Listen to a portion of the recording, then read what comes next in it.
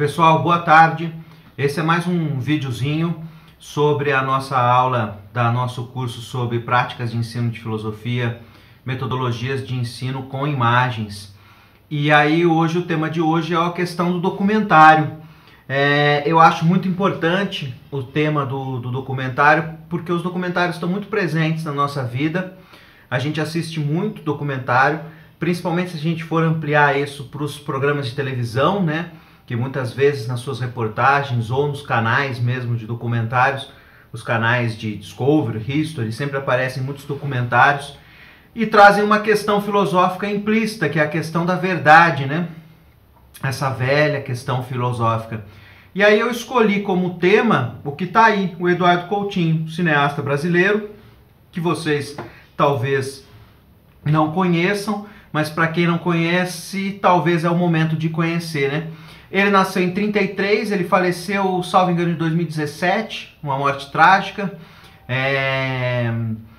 Ele tá aí, né? Fez direito na época ali do boom da cultura, no começo dos anos 60, fez filmes ligados ao CPC da UNE, né? O Centro Popular de Cultura da UNE, e chegou a começar a fazer um filme lá no Nordeste sobre um líder camponês. E esse filme foi interrompido pelo golpe. Mas alguns negativos desse filme conseguiram sobrar, e nos anos 80 ele volta nesses negativos e faz um filme que chama Cabra Marcado para Morrer, onde ele conta a história desse documentário não feito. E entre esses dois períodos, né, entre 81 e 64, ele trabalhou como roteirista em alguns filmes, né? A falecida Garota de Ipanema, ABC do Amor, O Homem que Comprou o Mundo. Fez aí umas adaptações para o cinema brasileiro. Trabalhou em alguns outros filmes também, como vocês estão podendo ver aí, né? Lição de Amor, Dona Flor e Seus Dois Maridos. Em 75 ele ajudou a formar o embrião, a ideia original do programa Globo Repórter. E vocês inclusive encontram pelo YouTube aí, esses três programas bastante interessantes, né? O Pistoleiro da Serra Talhada, 6 Dias de Uricuri e Teodorico, Imperador do Sertão. Depois ele saiu, né? Em 81, inicia essa carreira dele de documentarista. E aí em 84 ele termina o Cabra Marcado para Morrer e não para mais. Aí tá uma pequena lista de várias das suas produções. Hoje eu vou focar aqui com vocês no Boca do Lixo, que é um média-metragem de 93. Mas aquela imagem inicial da aula é de um dos últimos filmes dele, o Últimas Conversas, que ele não teve tempo de terminar, né? Tá aí, é de 2015, então ele deve ter falecido em 2015, que inclusive é sobre o ensino médio, ele entrevista diversos alunos do ensino médio. Muitos dos documentários do Eduardo Coutinho não são difíceis de achar. Eu selecionei aqui pra gente uma entrevista que está nessa obra aqui. Eduardo Coutinho, do Milton Orrata, ele é organizador, tem uma série de entrevistas, textos curtos, análise de filmes. Foi lançado pela COSAC Naif em 2013. Vocês encontram por aí tranquilamente também para adquirir essa obra. E aí eu queria destacar exatamente o Estatuto da Verdade e essa coisa da conversa com o outro. Por quê? Porque o documentário, muitas vezes, pode ser uma ferramenta de uso de metodologia de aula em filosofia, na qual vocês podem pedir para um aluno ou fazer com alunos entrevistas, conversar com as pessoas, documentar uma determinada situação ou um determinado problema. E aí eu queria dar alguns subsídios para vocês pensarem o estatuto desse documentário, o estatuto da verdade que está implícita quando você procura retratar alguma coisa. E o Eduardo Coutinho vai na veia dessa situação, se filiando a todo um ramo do documentário mundial, principalmente francês, através do Jean Rouch, que era do Cine Verdade, né, do Cinema Verdade, que brinca um pouco com essa ideia de filmar a verdade para a verdade da filmagem. Então vamos ver um pouco dessas ideias. Eu vou passar por cima um pouco por cima para não ficar lendo muito, mas acho que o principal interesse aqui meu com vocês é o seguinte. O documentário ele coloca uma situação que é de diálogo. E no documentário clássico, essa situação é suprimida. Ou seja, você só vê a pessoa respondendo, você nunca vê a pessoa perguntando. E o Eduardo Coutinho toma isso, inclusive, como uma forma de ocultação da situação do documentário, né? Então, quando você oculta que tem alguém perguntando, que tem alguém distribuindo a fala, que tem alguém cortando, montando, fazendo esse documentário, você quer passar uma impressão de que o vídeo é mais real do que de fato ele é. Então essa problematização me parece ser bastante interessante.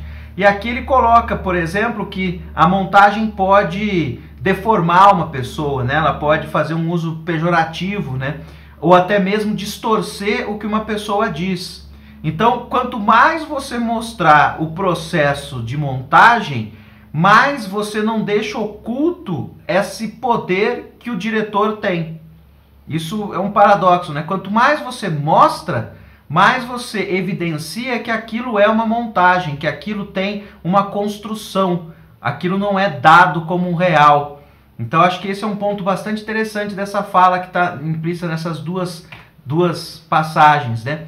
Agora eu vou ler para vocês. Ó, o documentário americano é típico no sentido de que jamais existe a pergunta, jamais existe o interlocutor atrás da câmera. Na verdade, no documentário americano, mesmo em seus melhores exemplos, passa-se como se aquilo que estivesse acontecendo fosse absolutamente real. Mas o documentário, ao contrário do que os gênios pensam, a grande parte do público pensa, não é a filmagem da verdade. Admitindo-se que possa existir uma verdade, o que o documentário pode pressupor, nos seus melhores casos, e isso já foi dito por muita gente, é a verdade da filmagem. Percebam, nesse jogo de palavras, da verdade da filmagem e filmagem da verdade, encontra-se o papel da montagem nesse processo. Quando se vê um documentário limpo, sem mostrar as contradições internas do processo de filmagem, a gente, por exemplo, como ele diz aí, né, o que ele fazia é mostrar a câmera, mostrar o microfone, mostrar o técnico do som filmando, mostrar alguns problemas que acontecem, tipo um telefone que toca, um cachorro que entra, uma pessoa que protesta e começa a xingar o próprio cara que está entrevistando. Esses problemas evidenciam que aquilo está sendo construído, e isso seria a verdade da filmagem. Então não mais filmar como se você estivesse contando a verdade, mas revelar as verdades da filmagem, que aquilo é manipulado, que aquilo é montado, que aquilo tem uma pessoa que constrói, que tem um ponto de vista, que tem um crivo. Isso é muito inspirado num diretor francês chamado Jean Rouch, que criou, inclusive, cunhou esse termo que chama Cine Vérité, né? o cinema verdade. Né? O conceito surge no final dos anos 50 e refere-se, na teoria e na prática, a um gênero de documentário que se empenha em captar, sem fins didáticos ou de ilustração histórica, a realidade tal qual ela é. Isto é, que procura reproduzir aquilo que na realidade acontece. Tenta eliminar do discurso do documentário a pretensão de verdade.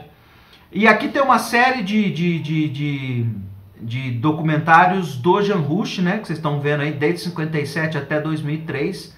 São vários, quase todos eles estão disponíveis, vocês encontram com muita facilidade, principalmente esses, Eu, um Negro, né, Moi, um Noir, o Crônico de um ET, Crônico de um Verão, Chasse o Leão Alá, que é a caça ao leão com arco, e também os Mestres Loucos, que também é um documentário bastante conhecido dele. Então, se vocês tiverem interesse também, podem procurar para pegar um pouco dessa pegada, desse tipo de montagem de filme. Isso porque o que eu quero evidenciar com vocês é o seguinte: se vão lançar mão de documentários como metodologia de aula de filosofia, percebam que vocês vão colocar várias questões que são questões tanto filosóficas quanto de teoria do cinema. A principal delas é essa questão da verdade. O que você está retratando é a verdade ou é a sua subjetividade, o seu ponto de vista sobre essa verdade? E mais, quando você constrói um filme, você constrói uma narrativa sobre ele, e aí que existe uma interferência. Então, o segundo momento de corresponder a essa confiança é a montagem. Toda montagem supõe uma narrativa. Todo filme, sendo uma narrativa, pressupõe um elemento forte de ficção. E isso também acontece na história. O que não quer dizer que a história seja uma ficção, e nem que o documentário seja uma ficção. Eles são um tipo, se quiserem, um tipo diferente de ficção. E o que eu tenho na montagem da estrutura é preservar a verdade da filmagem, que às vezes pode ser indicada pela informação da situação da filmagem, da data da filmagem, por elementos bem concretos, pelo confronto, se a pessoa pediu ou não pediu dinheiro. Isso quer dizer que, de um lado, você tem a tentativa de manter a verdade da filmagem, e de outro, você é obrigado a fazer uma narrativa com os elementos de ficção, porque você constrói personagens, constrói conflitos que se resolvem ou não. Então essa dupla dificuldade do documentário, tento preservá-la. Ele traz para dentro do filme esses problemas. Então cito, por exemplo, para vocês um filme que é bastante interessante, que chama Jogo de Cena, onde você tem várias atrizes contando histórias. E num determinado momento, mais de uma conta a história. E aí você fica um pouco perdido para saber se a história que elas estão contando são verdadeiras ou não. Então é um jogo de cena nesse sentido. Tem atrizes e não atrizes. Mas também às vezes são atrizes menos conhecidas. Daí você pode achar que não são atrizes. Então ele cria toda uma situação em que essa questão da verdade é questionada pela própria exibição do filme, pela própria forma como ele é montado. Então eu acho que é uma coisa bastante interessante de conhecer para poder ter como suporte teórico crítico para poder pensar filmes com os seus alunos. Uma outra coisa bastante interessante que ele coloca, e o outro exemplo que ele dá é o Boca do Lixo, né, que vai estar aqui, é essa coisa de que ele aponta que quando há uma tendência elitista a achar que o analfabeto é uma pessoa desarmada, sem nenhuma noção das coisas, e que não sabe nada, sendo facilmente manipulável. Isso não é verdade. Essa pessoa que aparentemente não sabe nada tem uma extraordinária intuição do que você quer. Você é uma pessoa que vem do mundo exterior. Essa é a razão pela qual os documentários no Brasil, em geral, são muito chatos. É porque essa intuição prodigiosa do analfabeto ou do pobre torna-o consciente rapidamente do que o entrevistador quer. Então, se o entrevistador quiser resposta de protesto de esquerda, ele vai ter. Se quiser o contrário, ele vai ter também. É uma outra noção bastante tradicional de pensar em documentário, que é a seguinte: você, quando chega com o aparato de filmagem, de fotografia e instaura esse cenário de captação de imagens de conversa documentário, você já interferiu naquilo que pretensamente você tinha a intenção de documentar como real. A sua presença ali já interfere nisso. E aí, nesse quesito em particular, ele está falando dessa coisa de filmar o lixo, por exemplo. O cineasta tradicional vai ao lixo a partir de um espírito de revolta, de sua consciência de intelectual de classe média, de que aquilo é um horror, um inferno, e que ele tem que mostrar que é um inferno e que as pessoas odeiam aquilo e que fazem aquilo porque são obrigadas pela estrutura injusta do país, e que é preciso mudar o país, etc. Então ele precisa encontrar pessoas conscientes disso. Então ele já vai com a intencionalidade de que os personagens vão ter que dizer isso. Ou seja, ele não vai lá para um exercício de escuta para aquilo que aquelas pessoas têm para dizer sobre viver no lixo. Ele já vai lá com uma intencionalidade de condenar a vida no lixo e condenar um país desigual que possibilita, que obriga as pessoas a viverem daquela forma. Por isso que ele, Coutinho, diz: o meu propósito ao filmar o lixo é o contrário. Como eu já conhecia alguma coisa do cotidiano do lixo, era interrogá-los sobre esse cotidiano a partir de um princípio. Como elas interpretam viver no lixo? Por isso que é um exercício de escuta à autoridade. Como que elas interpretam? Então, isso se revela nas perguntas. Por exemplo, várias vezes cheguei a perguntar coisas desse tipo. Como é viver no lixo? É bom? É ruim? Perguntar assim é um pecado mortal para um bom cineasta de esquerda. Como admitir que isso pode ser bom? No entanto, isso significa que eu já estou propondo a eles uma aceitação de que aquilo não é um inferno na Terra e que eles não são abutres. Se aquilo pode ser bom ou ruim, bom por quê? Bom ou relativamente bom? Porque é uma estratégia de vida como qualquer outra. Ou seja, o jeito de fazer a pergunta possibilita que a pessoa conte, divirja daquilo que é esperado como resposta. Eu achei esse ponto bastante interessante. Acho que a possibilidade da pessoa dizer que o lixo é bom ou que é ruim, que ela come ou não come lá no lixo, e se a pessoa aceita isso com passividade ou não aceita, não está sendo julgada por isso, entendeu? O básico é dar ao interlocutor a sensação de que ele não vai ser penalizado por ser passivo ou ativo, consciente ou inconsciente, católico ou bandista, ou o que seja, porque a tendência é procurar as pessoas que encarnam alguma coisa de protesto em relação ao status quo. Então percebam, ele passa todo um cenário sobre como proceder durante a filmagem para trabalhar com essa ideia da verdade da filmagem. A questão da montagem, a questão da verdade, né? A questão de mostrar a pessoa, né? Mostrar o aparato de filmagem. E também a questão de como você pergunta para obter as respostas, né? Eu acho isso bastante interessante. Não transformar as respostas do entrevistado naquilo que você quer que eles respondam. Então, no fundo, essas entrevistas tratam, essas falas do Eduardo Coutinho, tratam muito dessa questão de como proceder nesse documentário e como escutar o outro, né? Como fazer do documentário um exercício de escutar o que o outro tem a dizer, e não fazer e dizer o que você quer que ele diga. Então, o que eu queria com tudo isso, passando bem rapidamente por esses slides, vocês têm todos eles lá na plataforma do curso, né, para poder ler com mais tranquilidade, ler toda a entrevista, não aquilo só que eu selecionei, é que se lançar em mão do documentário como uma ferramenta, uma metodologia de aula de filosofia, acho importante pensar nessas questões, na questão da construção que a montagem faz, na questão da sua relação com a verdade, e na questão sobre como proceder esse modo de perguntar para escutar o outro. Então acho que são 3 questões bastante pertinentes e bastante interessantes, para que podem ajudá-los a pensar criticamente, a fundamentar um possível exercício de uso do documentário como estratégia de metodologia de aula em ensino de filosofia. Certo, pessoal?